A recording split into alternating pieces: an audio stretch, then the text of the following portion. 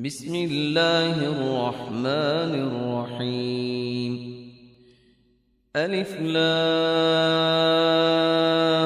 را، تلك آيات الكتاب المبين. إنا أنزلناه قرآنا عربيا لعلكم تعقلون. نحن نقص عليك أحسن القصص بما أوحينا إليك هذا القرآن وإن كنت من قبله لمن الغافلين. إذ قال يوسف لأبيه يا أبت إني رأيت 11 كوكبا والشمس والقمر رأيتهم لي ساجدين. قال يا بني لا تقصص رؤياك على إخوتك فيكيدوا لك كيدا إن الشيطان للإنسان عدو مبين. وكذلك يجتبيك ربك ويعلمك من تأويل الأحاديث ويتم نعمته عليك وعلى آل يعقوب كما أتمها على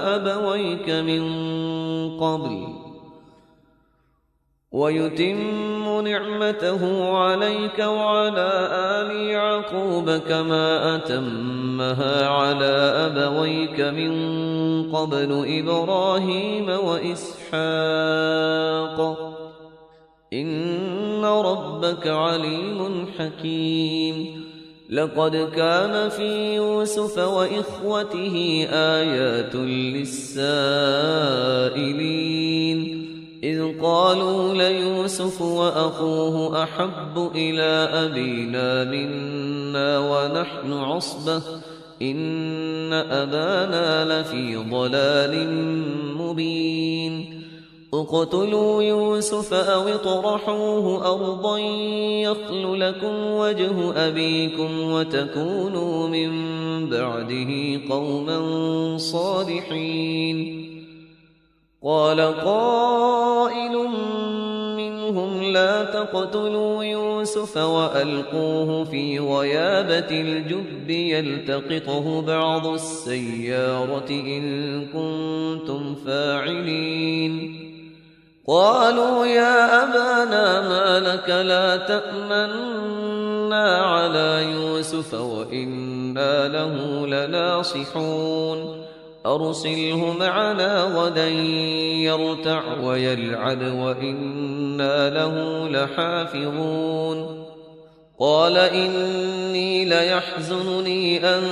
تذهبوا به وأخاف أن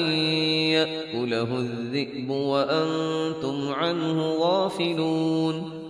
قالوا لئن أكله الذئب ونحن عصبة إنا إذا لخاسرون. فلما ذهبوا به وأجمعوا أن يجعلوه في غيابة الجب وأوحينا إليه لتنبئنهم بأمرهم هذا وهم لا يشعرون. وجاءوا أباهم عشاء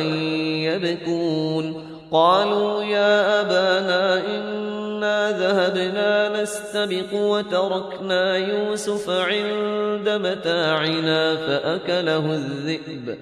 وما أنت بمؤمن لنا ولو كنا صادقين. وجاءوا على قميصه بدم كذب قال بل سولت لكم أنفسكم أمرا فصبر جميل والله المستعان على ما تصفون. وجاءت سيارة فأرسلوا واردهم فأدلى دلوه قال يا بشرى هذا غلام وأسروه بضاعة والله عليم بما يعملون. وشروه بثمن بخس دراهم معدودة وكانوا فيه من الزاهدين. وقال الذي اشتراه من مصر لامرأته أكرمي مثواه عسى أن ينفعنا أو نتخذه ولدا وكذلك مكنا ليوسف في الأرض ولنعلمه من تأويل الأحاديث والله غالب على أمره ولكن أكثر الناس لا يعلمون. ولما بلغ أشده آتيناه حكما وعلما وكذلك نجزي المحسنين. وراودته التي هو في بيتها عن نفسه وغلقت الأبواب وقالت هيت لك قال معاذ الله إنه ربي أحسن مثواي إنه لا يفلح الظالمون. ولقد همت به وهم بها لولا أن رأى برهان ربه كذلك لنصرف عنه السوء والفحشاء إنه من عبادنا المخلصين. واستبق الباب وقدت قميصه من دبر وألف يا سيدها لدى الباب قالت ما جزاء من أراد بأهلك سوءا إلا أن يسجن أو عذاب أليم. قال هي راودتني عن نفسي وشهد شاهد من أهلها إن كان قميصه قد من قبل فصدقت وهو من الكاذبين وإن كان قميصه قد من دبر فكذبت وهو من الصادقين. فلما رأى قميصه قد من دبر قال إنه من كيدكن إن كيدكن عظيم. يوسف أعرض عن هذا واستغفري لذنبك إنك كنت من الخاطئين. وقال نسوة في المدينة امرأة العزيز تراود فتاها عن نفسه قد شغفها حبا إنا لنراها في ضلال مبين. فلما سمعت بمكرهن أرسلت إليهن وأعتدت لهن متكأ وآتت كل واحدة منهن سكينا وقالت اخرج عليهن فلما رأينه أكبرنه وقطعن أيديهن وقلن حاش لله ما هذا بشرا إن هذا إلا ملك كريم. قالت فذلكن الذي لمتنني فيه ولقد راودته عن نفسه فاستعصم ولئن لم يفعل ما آمره ليسجنن وليكونن من الصاغرين. قال رب السجن أحب إلي مما يدعونني إليه وإلا تصرف عني كيدهن أصب إليهن وأكن من الجاهلين. فاستجاب له ربه فصرف عنه كيدهن إنه هو السميع العليم. ثم بدا لهم من بعد ما رأوا الآيات ليسجننه حتى حين. ودخل معه السجن فتيان قال أحدهما إني أراني أعصر خمرا وقال الآخر إني إني أراني أحمل فوق رأسي خبزا تأكل الطير منه نبئنا بتأويله إنا نراك من المحسنين قال لا يأتيكما طعام ترزقانه إلا نبأتكما بتأويله قبل أن يأتيكما ذلكما مما علمني ربي إني تركت ملة قوم لا يؤمنون بالله وهم بالآخرة هم كافرون واتبعت ملة آبائي إبراهيم وإسحاق ويعقوب ما كان لنا أن نشرك بالله من شيء ذلك من فضل الله علينا وعلى الناس ولكن أكثر الناس لا يشكرون يا صاحبي السجن أأرباب متفرقون خير أم الله الواحد القهار ما تعبدون من دونه إلا أسماء سميتموها أنتم وآباؤكم ما أنزل الله بها من سلطان إن الحكم إلا لله أمر ألا تعبدوا إلا إياه ذلك الدين القيم ولكن أكثر الناس لا يعلمون يا صاحبي السجن أما أحدكما فيسقي ربه خمرا وأما الآخر فيصلب فتأكل الطير من رأسه قضي الأمر الذي فيه تستفتيان وقال للذي ظن أنه ناج منهما اذكرني عند ربك فأنساه الشيطان ذكر ربه فلبث في السجن 9 سنين وقال الملك إني أرى 7 بقرات سمان يأكلهن 7 عجاف و7 سنبلات خضر وأخر يابسات يا أيها الملأ أفتوني في رؤياي إن كنتم للرؤيا تعبرون قالوا أضغاث أحلام وما نحن بتأويل الأحلام بعالمين وقال الذي نجا منهما وادكر بعد أمة أنا أنبئكم بتأويله فأرسلون يوسف أيها الصديق أفتنا في 7 بقرات سمان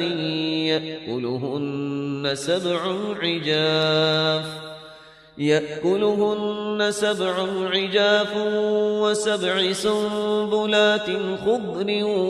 وأخر يابسات لعلي أرجع إلى الناس لعلهم يعلمون قال تزرعون 7 سنين دأبا فما حصدتم فذروه في سنبله إلا قليلا مما تأكلون ثم يأتي من بعد ذلك 7 شداد يأكلن ما قدمتم لهن إلا قليلا مما تحصنون ثم يأتي من بعد ذلك عام فيه يغاث الناس وفيه يعصرون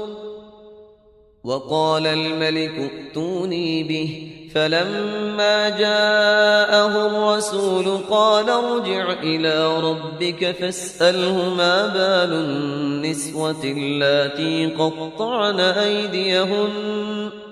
إن ربي بكيدهن عليم قال ما خطبكن إذ راوتن يوسف عن نفسه قلن حاش لله ما علمنا عليه من سوء قالت امرأة العزيز الآن حصحص الحق أنا راودته عن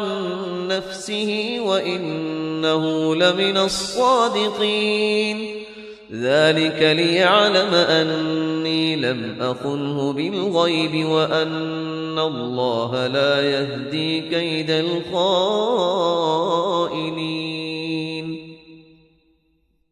وما أبرئ نفسي إن النفس لأمارة بالسوء إلا ما رحم ربي إن ربي غفور رحيم وقال الملك ائتوني به أستخلصه لنفسي فلما كلمه قال إنك اليوم لدينا مكين أمين قال اجعلني على خزائن الأرض إني حفيظ عليم وكذلك مكنا ليوسف في الأرض يتبوأ منها حيث يشاء نصيب برحمتنا من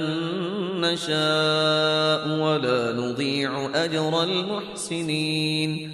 ولأجر الآخرة خير للذين آمنوا وكانوا يتقون وجاء إخوة يوسف فدخلوا عليه فعرفهم وهم له منكرون ولما جهزهم بجهازهم قال ائتوني بأخ لكم من أبيكم ألا ترون أني أوفي الكيل وأنا خير المنزلين فإن لم تأتوني به فلا كيل لكم عندي ولا تقربون قالوا سنراود عنه أباه وإنا لفاعلون وقال لفتيانه اجعلوا بضاعتهم في رحالهم لعلهم يعرفونها إذا انقلبوا إلى أهلهم لعلهم يرجعون فلما رجعوا إلى أبيهم قالوا يا أبانا منع منا الكيل فأرسل معنا أخانا نكتل وإنا له لحافظون قال هل آمنكم عليه إلا كما أمنتكم على أخيه من قبل فالله خير حافظا وهو أرحم الراحمين ولما فتحوا متاعهم وجدوا بضاعتهم ردت إليهم قالوا يا أبانا ما نبغي هذه بضاعتنا ردت إلينا ونمير أهلنا ونحفظ أخانا ونزداد كيل بعير ذلك كيل يسير قال لن أرسله معكم حتى تؤتون موثقا من الله لتأتونني به إلا أن يحاط بكم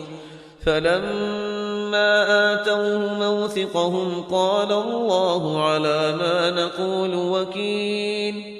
وقال يا بني لا تدخلوا من باب واحد وادخلوا من أبواب متفرقة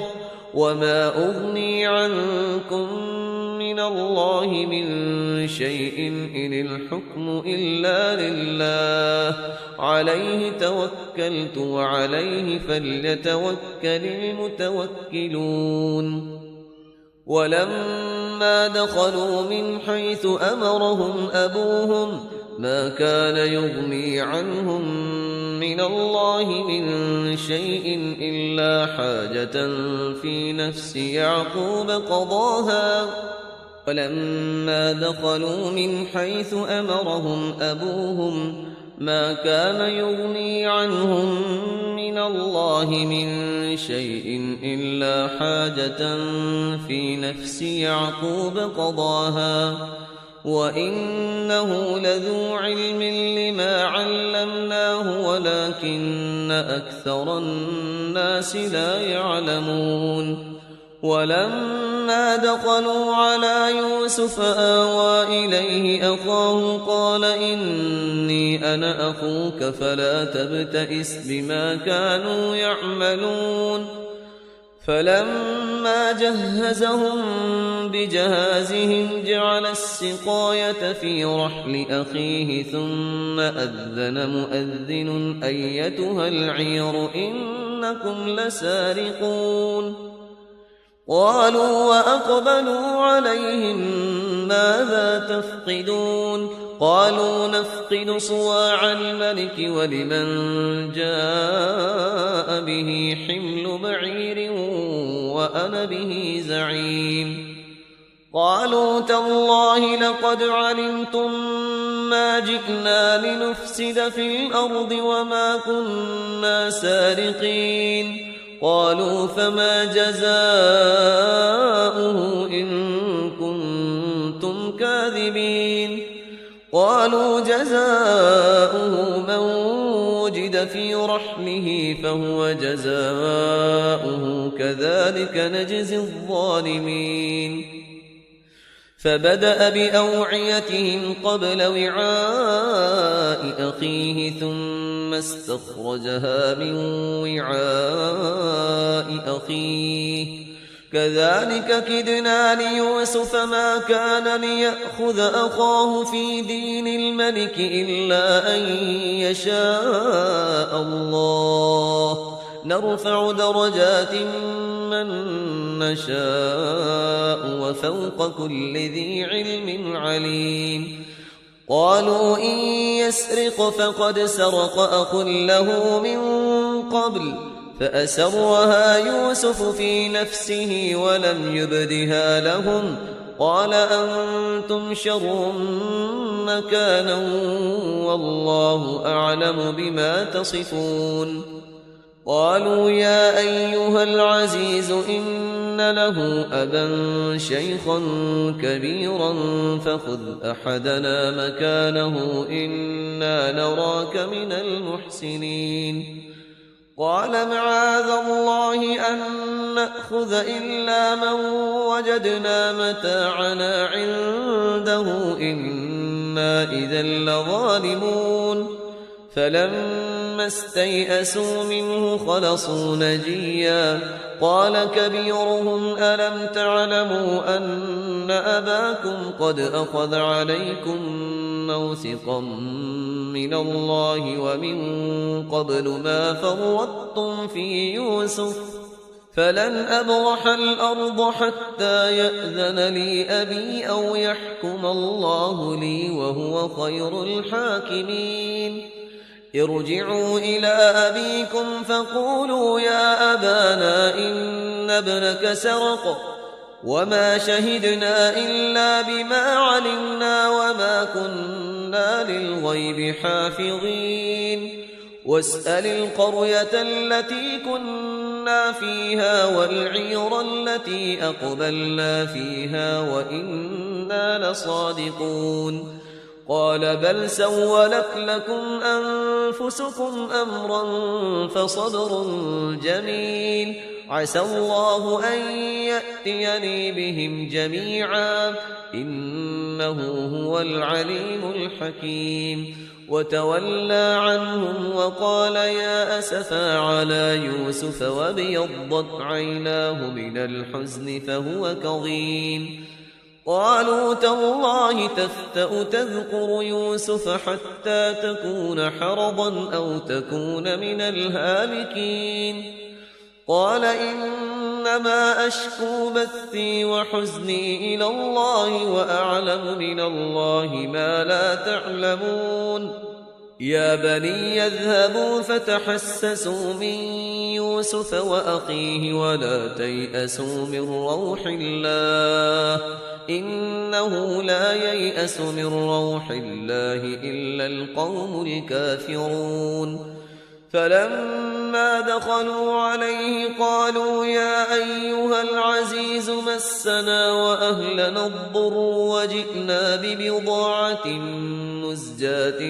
فأوف لنا الكيل وتصدق علينا إن الله يجزي المتصدقين قال هل علمتم ما فعلتم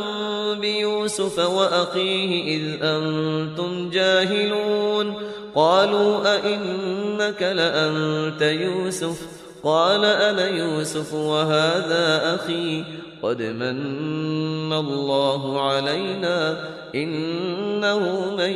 يتق ويصبر فإن الله لا يضيع أجر المحسنين قالوا تالله لقد آثرك الله علينا وإن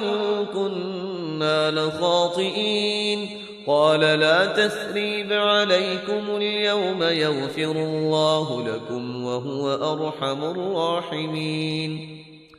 اذهبوا بقميصي هذا فألقوه على وجه أبي يأت بصيرا وأتوني بأهلكم أجمعين ولما فصلت العير قال أبوهم إني لأجد ريح يوسف لولا أن تفندون قالوا تالله إنك لفي ضلالك القديم فلما أن جاء البشير ألقاه على وجهه فارتد بصيرا قال ألم أقل لكم إني أعلم من الله ما لا تعلمون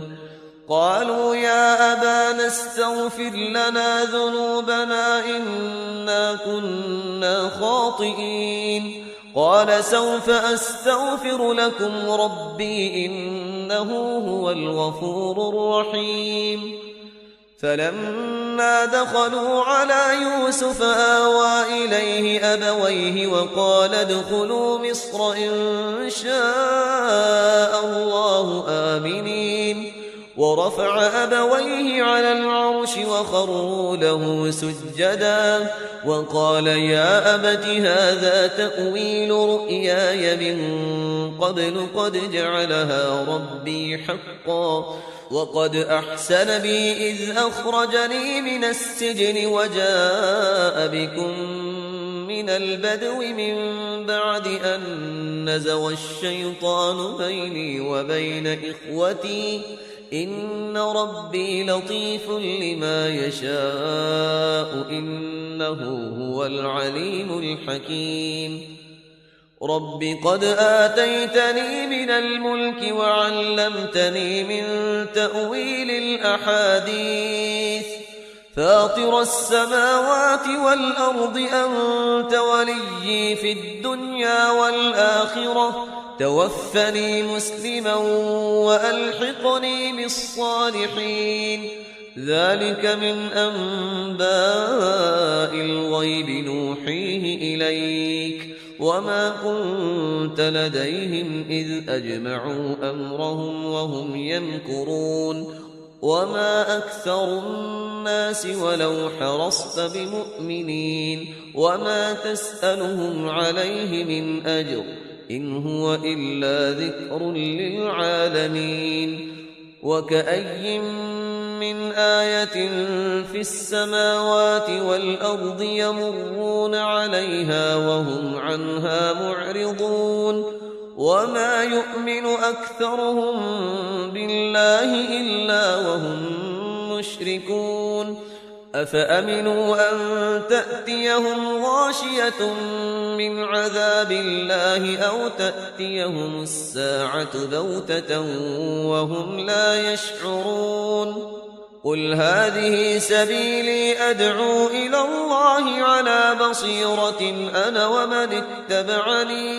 وسبحان الله وما أنا من المشركين وما أرسلنا من قبلك إلا رجالا نوحي إليهم من أهل القرى أفلم يسيروا في الأرض فينظروا كيف كان عاقبة الذين من قبلهم ولدار الآخرة خير للذين اتقوا أفلا تعقلون حتى إذا استيأس الرسل وظنوا أنهم قد كذبوا جاءهم نصرنا فنجي من نشاء ولا يرد بأسنا عن القوم المجرمين لقد كان في قصصهم عبرة لأولي الألباب ما كان حديثا يفترى ولكن تصديق الذي بين يديه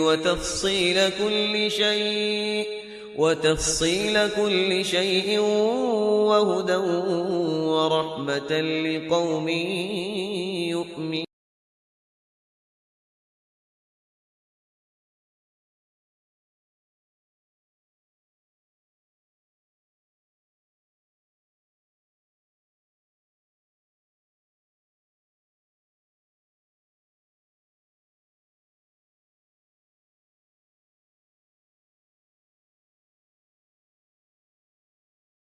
بسم الله الرحمن الرحيم. ياسين والقرآن الحكيم إنك لمن المرسلين على صراط مستقيم تنزيل العزيز الرحيم لتنذر قوما ما أنذر آباؤهم فهم غافلون لقد حق القول على أكثرهم فهم لا يؤمنون إنا جعلنا في أعناقهم أغلالا فهي إلى الأذقان فهم مقمحون وجعلنا من بين أيديهم سدا ومن خلفهم سدا فأغشيناهم فهم لا يبصرون وسواء عليهم أأنذرتهم أم لم تنذرهم لا يؤمنون إنما تنذر من اتبع الذكر وخشي الرحمن بالغيب فبشره بمغفرة وأجر كريم إنا نحن نحيي الموتى ونكتب ما قدموا وآثارهم وكل شيء أحصيناه في إمام مبين واضرب لهم مثلا أصحاب القرية إذ جاءها المرسلون إذ أرسلنا إليهم اثنين فكذبوهما فعززنا بثالث فقالوا إنا إليكم مرسلون قالوا ما أنتم إلا بشر مثلنا وما أنزل الرحمن من شيء إن أنتم إلا تكذبون قالوا ربنا يعلم إنا إليكم لمرسلون وما علينا إلا البلاغ المبين قالوا إنا تطيرنا بكم لئن لم تنتهوا لنرجمنكم وليمسنكم منا عذاب أليم قالوا طائركم معكم أئن ذكرتم بل أنتم قوم مسرفون وجاء من أقصى المدينة رجل يسعى قال يا قوم اتبعوا المرسلين اتبعوا من لا يسألكم أجرا وهم مهتدون وما لي لا أعبد الذي فطرني وإليه ترجعون أأتخذ من دونه آلهة إن يردني الرحمن بضر لا تغن عني شفاعتهم شيئا ولا ينقذون إني إذا لفي ضلال مبين إني آمنت بربكم فاسمعون قيل ادخل الجنة قال يا ليت قومي يعلمون بما غفر لي ربي وجعلني من المكرمين وما أنزلنا على قومه من بعده من جند من السماء وما كنا منزلين إن كانت إلا صيحة واحدة فإذا هم خامدون يا حسرة على العباد ما يأتيهم من رسول إلا كانوا به يستهزئون ألم يروا كم أهلكنا قبلهم من القرون أنهم إليهم لا يرجعون وإن كل لما جميع لدينا محضرون وآية لهم الأرض الميتة أحييناها وأخرجنا منها حبا فمنه يأكلون وجعلنا فيها جنات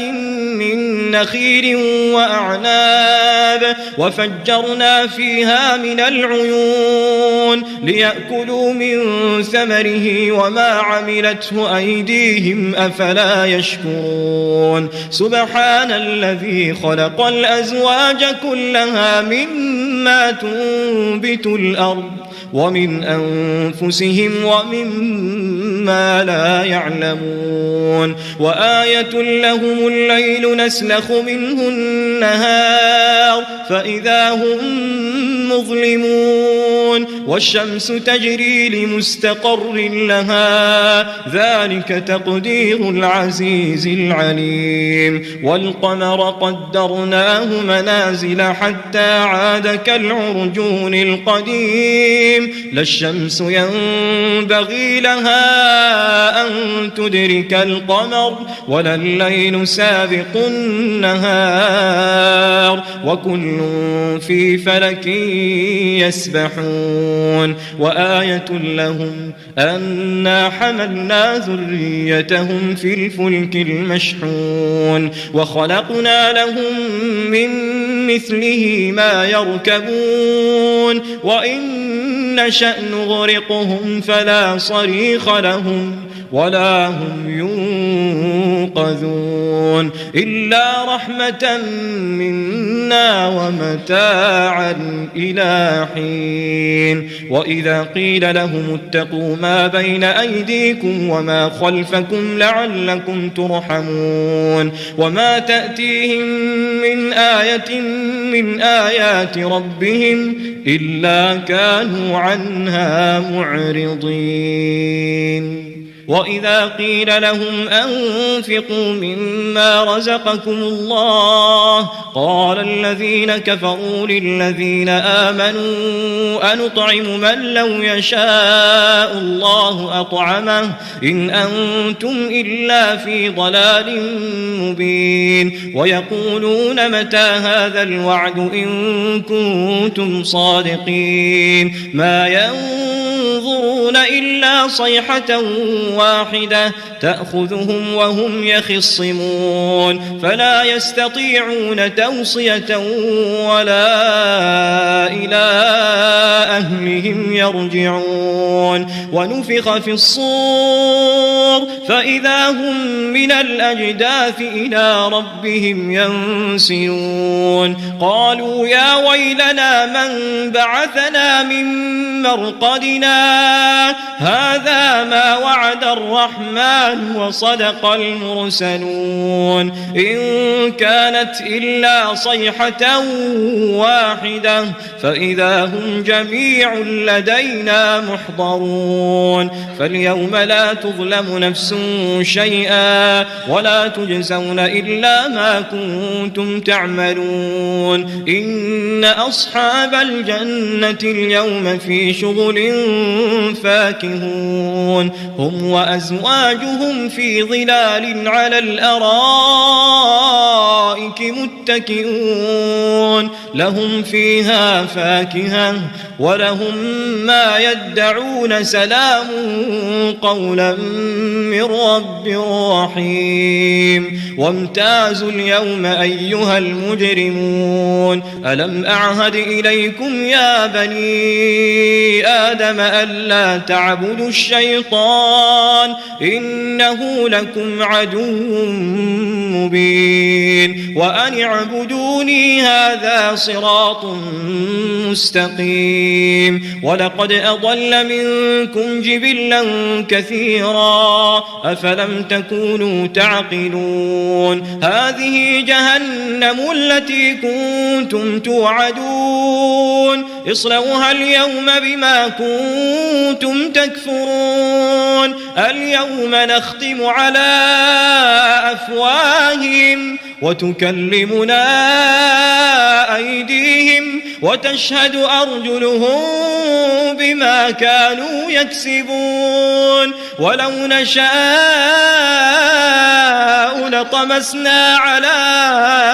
أعينهم فاستبقوا الصراط فأنى يبصرون ولو نشاء لمسخناهم على مكانتهم فما استطاعوا مضيا ولا يرجعون ومن نعمره ننكسه في الخلق أفلا يعقلون وما علمناه الشعر وما ينبغي له إن هو إلا ذكر وقرآن مبين لينذر من كان حيا ويحق القول على الكافرين أولم يروا أنا خلقنا لهم مما عملت أيدينا أنعاما فهم لها مالكون وذللناها لهم فمنها ركوبهم ومنها يأكلون ولهم فيها منافع ومشارب أفلا يشكرون واتخذوا من دون الله آلهة لعلهم ينصرون لا يستطيعون نصرهم وهم لهم جند محضرون فلا يحزنك قولهم إنا نعلم ما يسرون وما يعلنون أولم يرى الإنسان أنا خلقناه من نطفة فإذا هو خصيم مبين وضرب لنا مثلا ونسي خلقه قال من يحيي العظام وهي رميم قل يحييها الذي أنشأها أول مرة وهو بكل خلق عليم الذي جعل لكم من الشجر الأخضر نارا فإذا أنتم منه توقدون أوليس الذي خلق السماوات والأرض بقادر على أن يخلق مثلهم بلى وهو الخلاق العليم إنما أمره إذا أراد شيئا أن يقول له كن فيكون فسبحان الذي بيده ملكوت كل شيء وإليه ترجعون.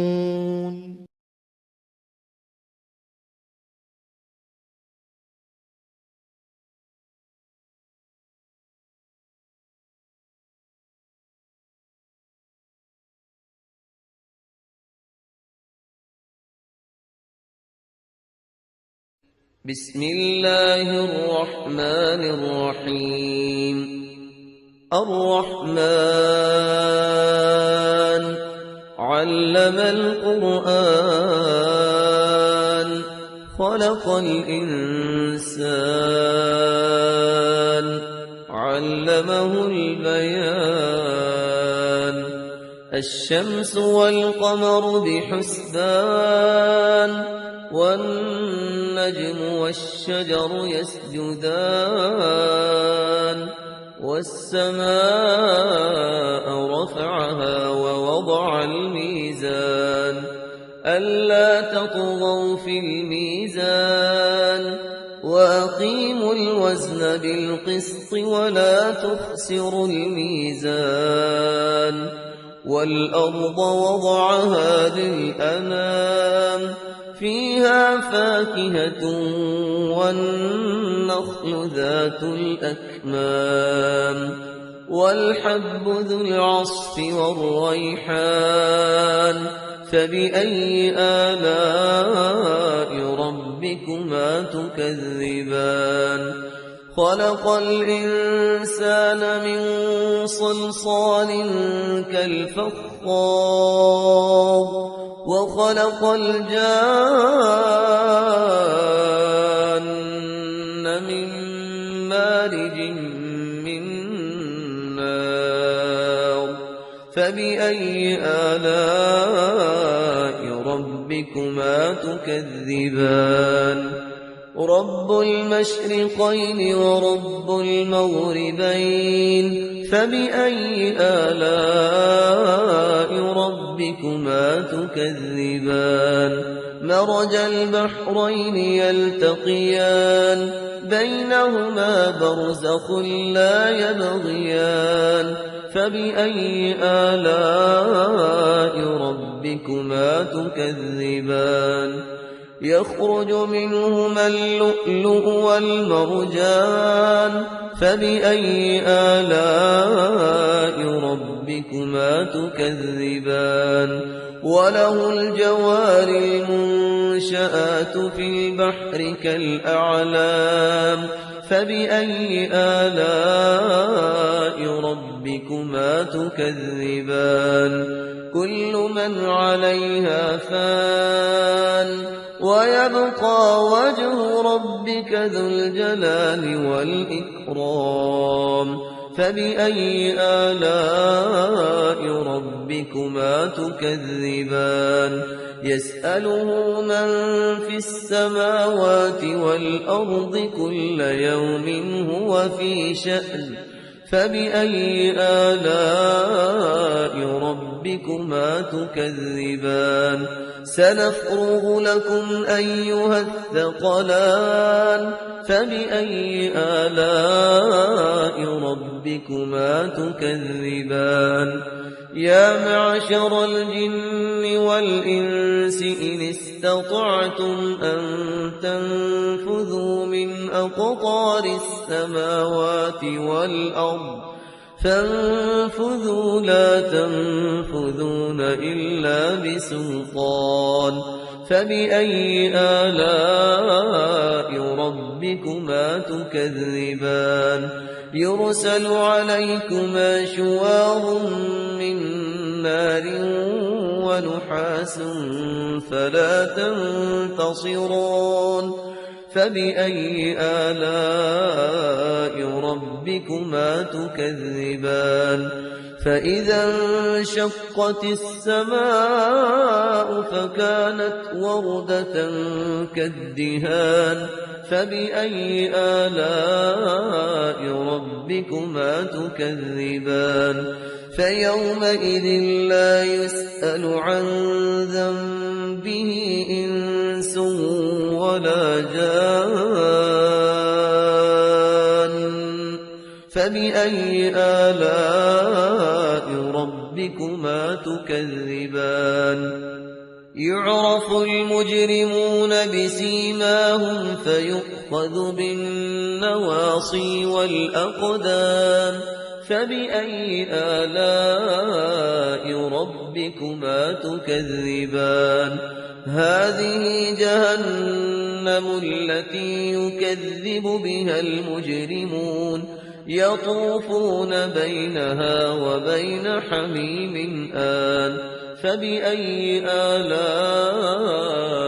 ربكما تكذبان ولمن خاف مقام ربه جنتان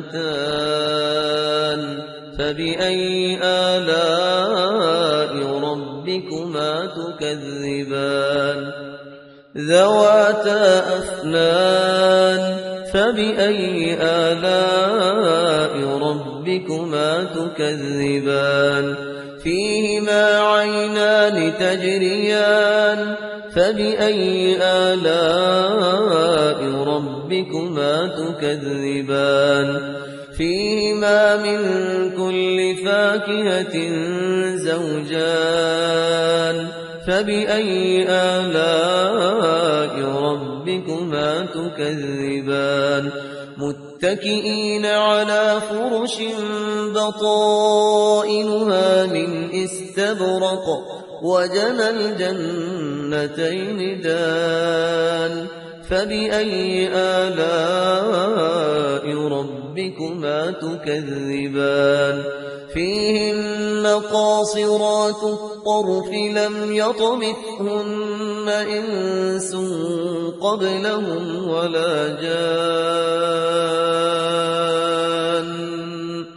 فبأي آلاء ربكما تكذبان كأنهن الياقوت والمرجان فبأي آلاء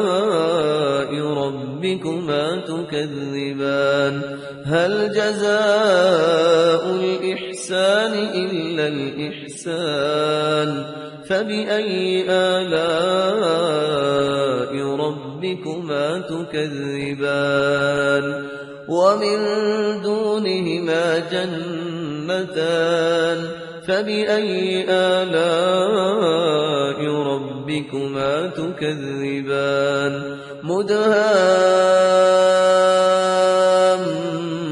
مدهامتان فبأي آلاء ربكما تكذبان فيهما عينان نضاختان فبأي آلاء ربكما تكذبان فيهما فاكهة ونخل ورمان فبأي آلاء ربكما تكذبان فيهن خيرات حسان فبأي آلاء ربكما تكذبان حور مقصورات في الخيام فبأي آلاء ربكما تكذبان لم يطمثهن إنس قبلهم ولا جان فبأي آلاء ربكما تكذبان متكئين على رفرف خضر وعبقري حسان فبأي آلاء ربكما تكذبان تبارك اسم ربك ذي الجلال والإكرام.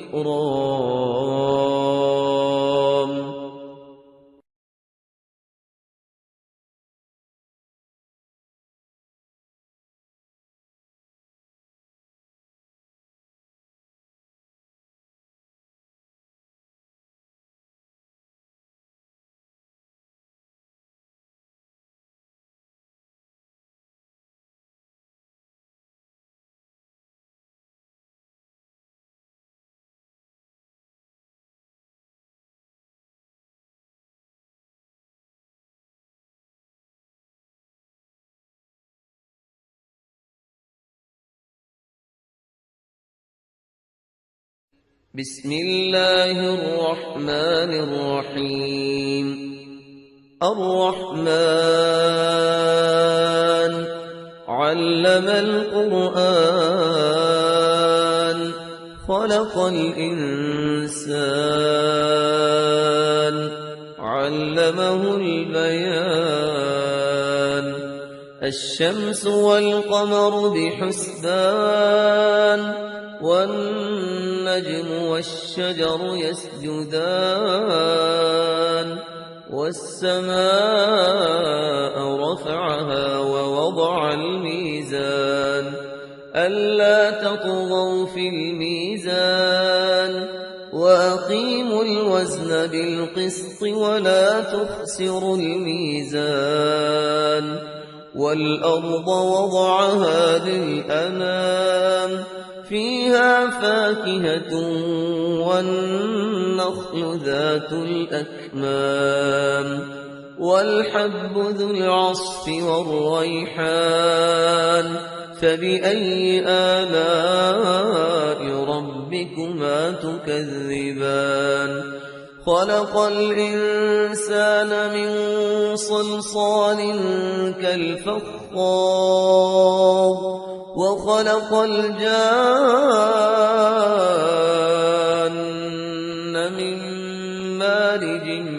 من نار فبأي آلاء ربكما تكذبان رب المشرقين ورب المغربين فبأي آلاء ربكما تكذبان مرج البحرين يلتقيان بينهما برزخ لا يبغيان فبأي آلاء ربكما تكذبان يخرج منهما اللؤلؤ والمرجان فبأي آلاء ربكما تكذبان وله الجوار المنشآت في البحر كالأعلام فبأي آلاء ربكما تكذبان كل من عليها فان ويبقى وجه ربك ذو الجلال والإكرام فبأي آلاء ربكما تكذبان يسأله من في السماوات والأرض كل يوم هو في شأن فبأي آلاء ربكما تكذبان سنفرغ لكم أيها الثقلان فبأي آلاء ربكما تكذبان يا معشر الجن والإنس إن استطعتم أن تنفذوا من أقطار السماوات والأرض فانفذوا لا تنفذون إلا بسلطان فبأي آلاء ربكما تكذبان يرسل عليكما شواظ من نار ونحاس فلا تنتصران فبأي آلاء ربكما تكذبان فإذا انشقت السماء فكانت وردة كالدهان فبأي آلاء ربكما تكذبان فيومئذ لا يسأل عن ذنبه إنس ولا جان فبأي آلاء ربكما تكذبان يعرف المجرمون بسيماهم فيؤخذ بالنواصي والأقدام فبأي آلاء ربكما تكذبان هذه جهنم التي يكذب بها المجرمون يطوفون بينها وبين حميم آن فبأي آلاء ربكما تكذبان ولمن خاف مقام ربه جنتان فبأي آلاء ربكما تكذبان ذواتا أفنان فبأي آلاء ربكما تكذبان فيهما عينان تجريان فبأي آلاء ربكما تكذبان فيهما من كل فاكهة زوجان فبأي آلاء ربكما تكذبان متكئين على فرش بطائنها من استبرق وجنى الجنتين دان فبأي آلاء ربكما تكذبان فيهن قاصرات الطرف لم يطمثهن إنس قبلهم ولا جان فبأي آلاء ربكما تكذبان كأنهن الياقوت والمرجان فبأي آلاء ربكما تكذبان هل جزاء الإحسان إلا الإحسان فبأي آلاء ربكما تكذبان ومن دونهما جنتان فبأي آلاء ربكما تكذبان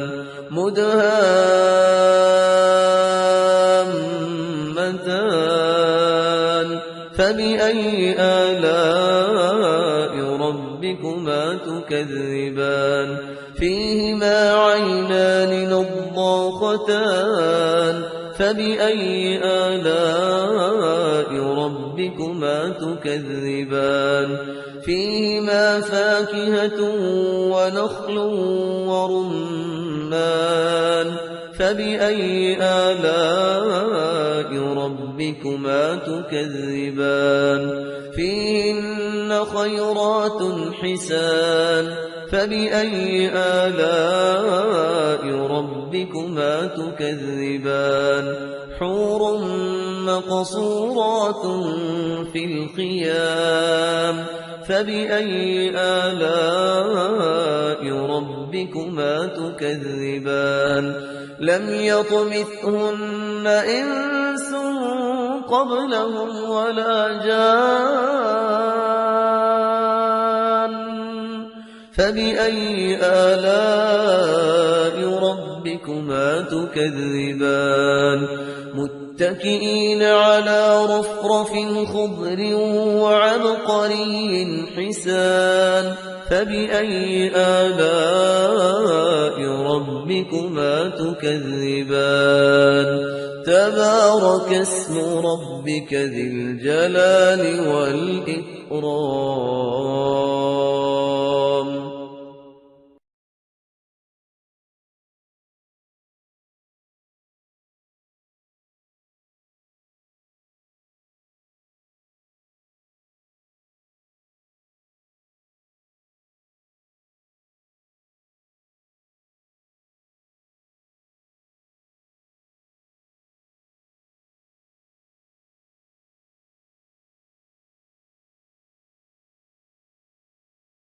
بسم الله الرحمن الرحيم تبارك الذي بيده الملك وهو على كل شيء قدير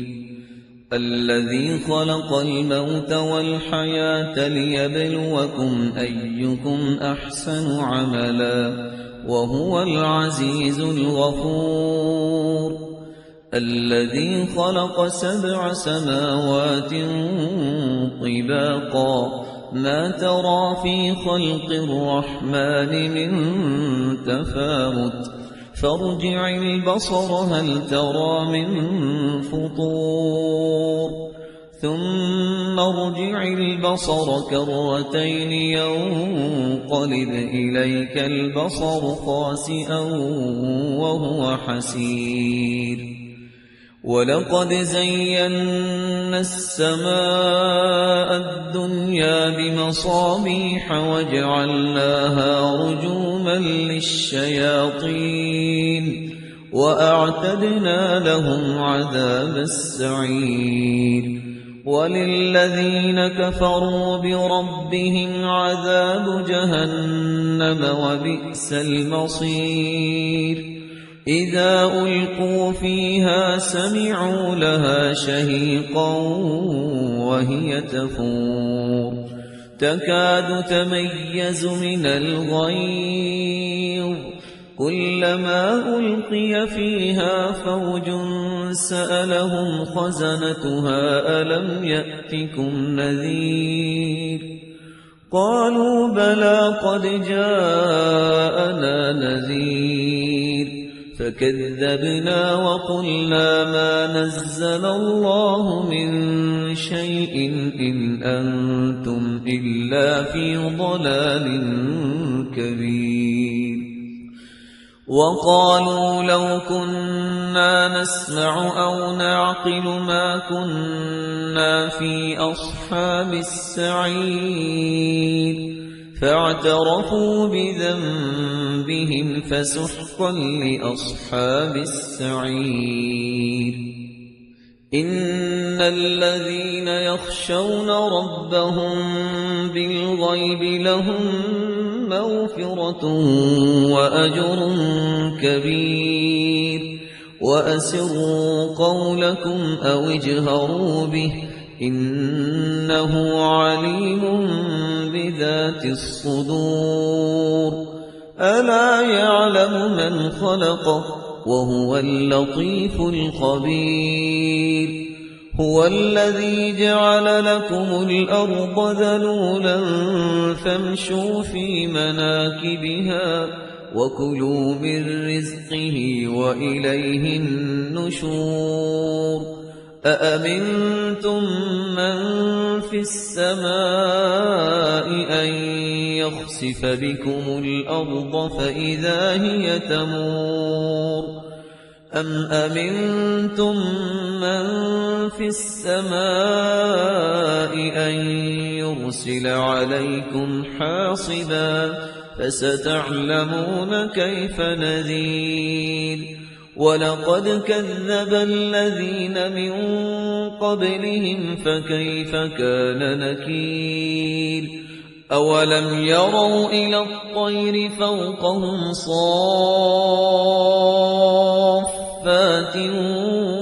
ويقبض ما يمسكهن إلا الرحمن إنه بكل شيء بصير أمن هذا الذي هو جند لكم ينصركم من دون الرحمن إن الكافرون إلا في غرور أمن هذا الذي يرزقكم إن أمسك رزقه بل لجوا في عتو ونفور أفمن يمشي مكبا على وجهه أهدى أمن يمشي سويا على صراط مستقيم قل هو الذي أنشأكم وجعل لكم السمع والأبصار والأفئدة قليلا ما تشكرون قل هو الذي ذرأكم في الأرض وإليه تحشرون ويقولون متى هذا الوعد إن كنتم صادقين قل إنما العلم عند الله وإنما أنا نذير مبين فلما رأوه زلفة سيئت وجوه الذين كفروا وقيل هذا الذي كنتم به تدعون قل أرأيتم إن أهلكني الله ومن معي أو رحمنا فمن يجير الكافرين من عذاب أليم قل هو الرحمن آمنا به وعليه توكلنا فستعلمون من هو في ضلال مبين قل أرأيتم إن أصبح ماؤكم غورا